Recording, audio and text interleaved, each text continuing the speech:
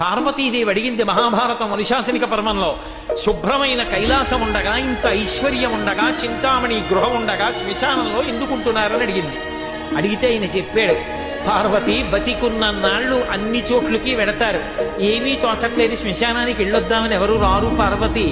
నేనంతవాణ్ణంటాడు, పొడుగ్గా ఉన్నానంటాడు, తెల్లగా ఉన్నానంటాడు, పండితుండంటాడు, పద్యాలు నాకు నోటికొచ్చంటాడు, ఉపన్యాసం చెప్పగలనంటాడు, నాకు పాటలొచ్చంటాడు, నేను నాట్యం చేస్తానంటాడు, నేను అధికారినంటాడు, నా దగ్గర డబ్బు ఉందంటాడు.